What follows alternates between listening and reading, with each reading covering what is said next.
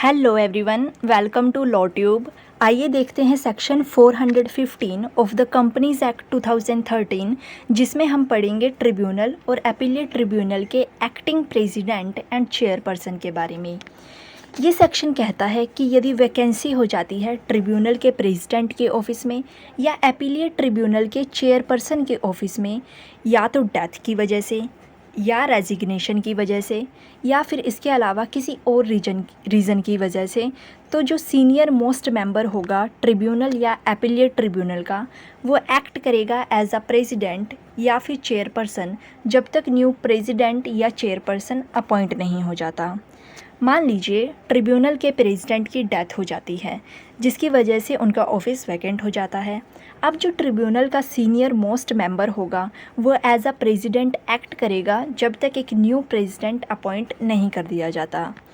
अब आगे कहा हुआ है कि यदि प्रेसिडेंट या चेयरपर्सन अपना फंक्शन डिस्चार्ज करने में अनेबल हैं, किस वजह से, अब्सेंस की वजह से या इलनेस की वजह से या फिर किसी दूसरे रीज़न की वजह से, तो इस केस में भी जो सीनियर मोस्ट मेंबर होगा वो सारे फंक्शन डिस्चार्ज करेगा उस प्रेसिडेंट या चेयरपर्सन के, जब तक वो प्रेसिडेंट या चेयरपर्सन है वो अपनी ड्यूटीज़ को फिर से रिज्यूम नहीं करता, फिर से कंटिन्यू नहीं करता। मान लीजिए ट्रिब्यूनल के प्रेसिडेंट ऑफिस में आकर अपने फंक्शन को डिस्चार्ज नहीं कर पा रहे हैं क्योंकि वो बहुत ज़्यादा बीमार हैं, तो जब तक वो पूरी तरह ठीक नहीं हो जाते और अपना काम फिर से कंटिन्यू नहीं करते ऑफिस में आकर, तब तक जो ट्रिब्यूनल का सीनियर मोस्ट मेंबर है वो उनके ऑफिस के फंक्शंस को डिस्चार्ज करेगा। तो ये था section 415 of the companies act 2013। आइए अब देखते हैं सेक्शन 416, जिसमें हम पढ़ेंगे रेजिग्नेशन ऑफ मेंबर्स के बारे में। यदि प्रेसिडेंट या चेयरपर्सन या ट्रिब्यूनल या अपीलेट ट्रिब्यूनल का कोई मेंबर रिज़ाइन करना चाहता है तो इसके लिए सेंट्रल गवर्नमेंट को नोटिस देना होगा राइटिंग में। लेकिन नोटिस देने के बाद भी वो पर्सन कंटिन्यूसली होल्ड करेगा ऑफिस जब नोटिस रिसीव हुआ सेंट्रल गवर्नमेंट को उसके अगले 3 महीने तक, या जब तक सक्सेसर अपॉइंट नहीं हो जाता। सक्सेसर मतलब जो पर्सन उनकी जगह ऑफिस होल्ड करेगा, या फिर जब तक उनका ऑफिस एक्सपायर नहीं हो जाता, विच एवर इज़ अर्लियर। इन तीनों में से जो भी पहले हो जाएगा, यदि 3 महीने पहले ख़त्म हो जाते हैं तो उसके बाद उनको ऑफिस होल्ड कर रखने की ज़रूरत नहीं है। लेकिन यदि 3 महीने से पहले ही सक्सेसर अपॉइंट हो गया तो उसके बाद उनको ऑफिस होल्ड करने की कोई ज़रूरत नहीं है। और यदि मान लीजिए 3 मंथ्स भी एंड नहीं हुए, सक्सेसर भी अपॉइंट नहीं हुआ, बट उनकी ऑफिस टर्म पूरी हो गई, तो उसके बाद से वो ऑफिस होल्ड नहीं करेंगे। मतलब ये तीनों में से जो भी पहले हो जाता है उसके बाद उनको ऑफिस होल्ड नहीं करना, उनका रेजिग्नेशन हो जाएगा। तो ये हमने पढ़ा section 416 of the companies act 2013। अब जो सेक्शन है वो है सेक्शन 417, जिसमें हम पढ़ेंगे कि किन ग्राउंड्स के बेसिस पर मेंबर को रिमूव किया जा सकता है, कैसे रिमूवल होगा। ये हमें इस सेक्शन में पढ़ने को मिलेगा।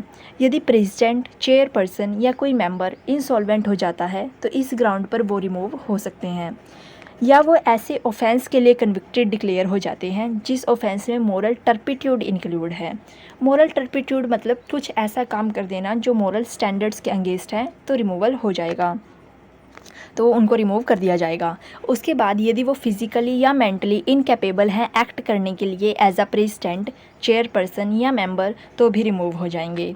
उसके बाद कहा हुआ है कि यदि वो ऐसा फाइनेंशियल इंटरेस्ट एक्वायर कर लेते हैं जो कहीं ना कहीं उनके फंक्शंस को अफेक्ट कर सकता है, इस बेसिस पर भी उनका रिमूवल हो सकता है, या फिर वो अपनी पोजीशन का गलत यूज़ करते हैं।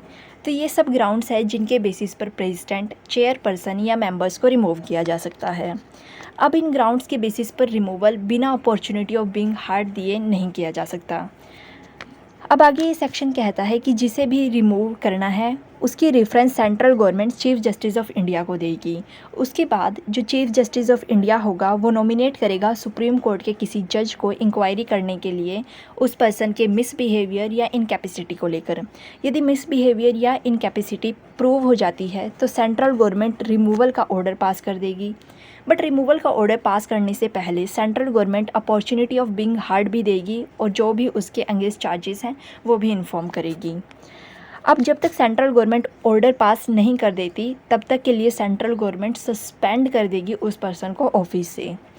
तो ये था section 417 of the companies act 2013।